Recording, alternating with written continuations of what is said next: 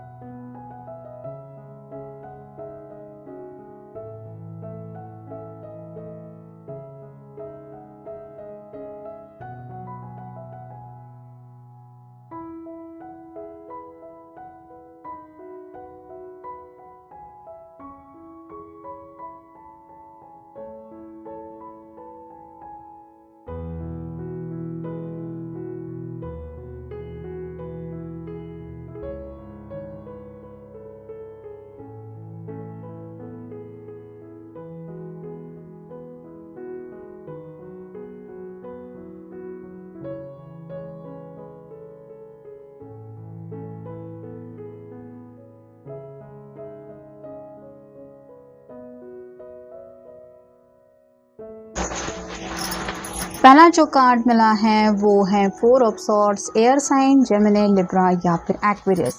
यहाँ पे 3 सॉर्ड जो है वो दीवार पे है। इसका मतलब है शायद कुछ लोग हो सकता है थर्ड पार्टी कनेक्शन में फंस गए थे, जहाँ से निकलने की इन्होंने पूरी कोशिश की, और जब उन्हें पता चला है कि आपसे दोबारा जुड़ने की उनके दिल की चाहत है, तो ये दुआएं प्रार्थनाएं कर रहे हैं कि आप उनकी अपोलॉजी यानी कि माफ़ी अगर ये मांगना चाहते तो वो स्वीकार कर ले।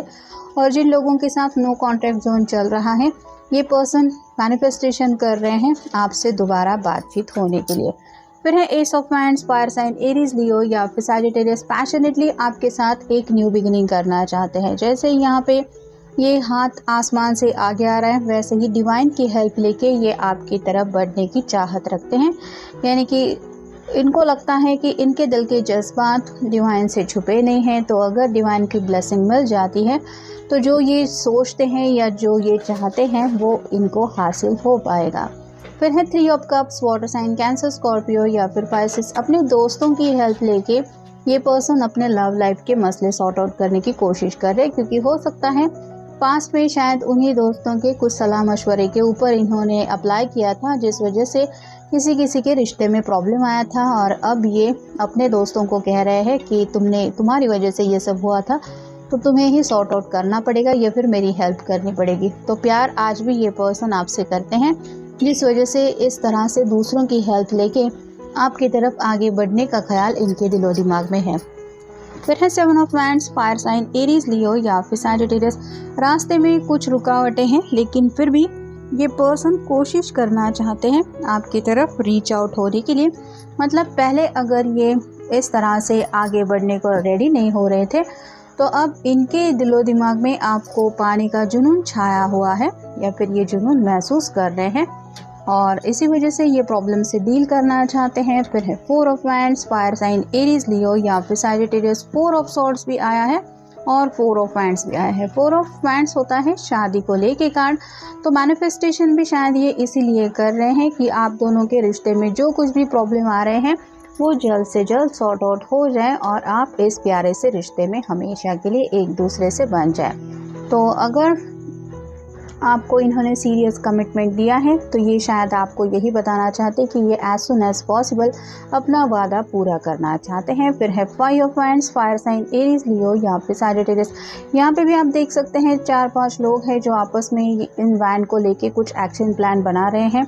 जैसा कि 3 ऑफ कप के कार्ड में भी हमने देखा, अपने दोस्तों की हेल्प लेके ये पर्सन अपने ज़िंदगी के मसले सॉर्ट आउट करना चाहते हैं। मतलब अगर आप उनसे नाराज़ हैं, मिलने की कोशिश करने के बावजूद भी आप उनसे नहीं मिल रहे हैं, तो इन दोस्तों की सलाह मशवरा लेते हुए ये कुछ बातें कर रहे हैं या फिर उन बातों को लेके कुछ सीरियस एक्शन लेना चाहते हैं जिसकी वजह से ये आपको दोबारा हासिल कर सके। फिर है द स्टार, एक्वेरियस का कार्ड है, ये विश कार्ड होता है।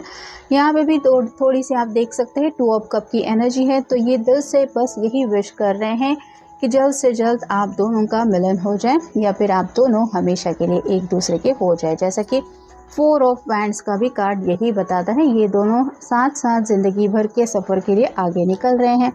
फिर है ace of cups, water sign Cancer, Scorpio या फिर पाइसेस। एस ऑफ वैंड्स भी आया है और एस ऑफ कप्स भी आया है, यानी कि ये पर्सन आपसे प्यार भी बहुत ज़्यादा करते हैं और आपके लिए पैशनेटली भी बहुत ज़्यादा है और आपको कोई ऑफ़र देना चाहते हैं। जैसे इन पर्सनल अगर आप मिलेंगे तो शायद आपके लिए कुछ ऐसा सरप्राइज़ इन्होंने प्लान किया हुआ हो सकता है जिसकी आपको उम्मीद भी नहीं है। और फाइनल कार्ड है 7 ऑफ पेंटिकल्स, और साइन टॉरस, वर्गो या फिर कैप्रिकॉर्न। वेट एंड वॉच की एनर्जी में काफ़ी ज़्यादा रुके हुए थे ये। शायद घर वालों के कुछ मसले चल रहे थे, घर वाले मान नहीं रहे थे, उनको मनाने के लिए इनको इंतज़ार करना पड़ा, या फिर कुछ फाइनेंशियल स्ट्रगल था, उस स्ट्रगल से निकलने के लिए इनको वक्त देना पड़ा। लेकिन अब जब प्रॉब्लम सॉर्ट आउट हो रहे हैं या हो चुके हैं तो ये आपसे मिलने की चाहत रखते हैं। अब देखते हैं messages. I have realization of our past birth together. तो आपसे एक गहरा रिश्ता ये महसूस कर रहे हैं, सिर्फ इस जन्म में ही नहीं बल्कि पिछले जन्म में भी आप दोनों का एक दूसरे से काफ़ी डीप रिश्ता था, ऐसा इनको लग रहा है, क्योंकि दूरियों के बावजूद भी शायद ये आपको भुला नहीं पा रहे हैं। I wish our situation was different. तो पहले ही इनको लगता है कि आप दोनों की शादी हो चुकी होती या फिर आप मैरिड लाइफ में आगे बढ़ गए होते, लेकिन सिचुएशन कुछ आप दोनों के खिलाफ थी और इन्हें लगता है काश हालात कुछ अलग होते तो आज ये प्रेजेंट लम्हा भी काफ़ी ज़्यादा अलग होता। I want to come back to you. तो ये दोबारा आपकी ज़िंदगी में वापस लौटना चाहते हैं। मतलब अगर कुछ लोगों के बीच में सेपरेशन हुआ है, ब्रेकअप हुआ है, तो ये पर्सन आपसे मिलके यही बातें क्लियर करना चाहते हैं कि ये नहीं जी सकते आपके बिना। I wake up and my dreams are shattered. तो जब भी ये नींद से जगते हैं तो इन्हें एहसास होता है कि जो सपना ये देख रहे थे उस सपने में खुश थे, क्योंकि शायद आप उनके साथ होते हैं हर एक लम्हे में उस सपने में। लेकिन जैसे ही आंखें खुल जाती है उनको एहसास होता है कि आप तो वहाँ पे उनके साथ नहीं हैं। और कुछ लोगों को ये भी लगता है कि ये पर्सन तो मुझे मेरी ज़िंदगी में मिलने वाला भी नहीं है, और ये एहसास ही उनको बहुत ज़्यादा तकलीफ़ दे रहा है। अगर सिर्फ ब्रेकअप ही हुआ है तो इन्हें लगता है दोबारा एक चांस मुझे मिल सकता है अपने आप को साबित करने के लिए। योर साइलेंस इज़ किलिंग मी। जो भी खामोशी का दौर दोनों के बीच में चल रहा है, ये उस खामोशी को बर्दाश्त नहीं कर पा रहे, यानी कि काफ़ी कुछ आपकी बातें इनको अब समझ में आ रही हैं और मिलके ये क्या समझ चुके हैं, क्या एहसास हुआ है, वही सब आपको एक्सप्लेन करना चाहते हैं। फिर है baby now I need to hold you tight. तो आपको अब ये अपने से दूर नहीं होने देना चाहते और उनको बस ऐसा लगता है कि बस एक मौका मुझे मिल जाए अपने पर्सन को इन रियल सामने से मिलने का। अब अगर वो मेरे सामने आ जाएगा तो मैं उससे गले लगा के इस तरह से अपने जज्बात बताऊंगा या बताऊंगी कि वो समझ जाएगा कि मैं उससे कितना प्यार करता हूँ।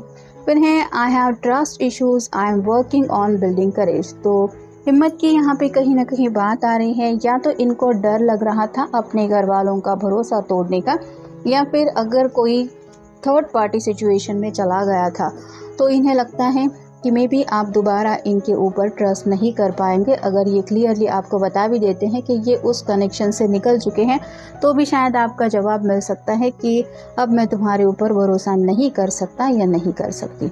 You have change a lot since we meet.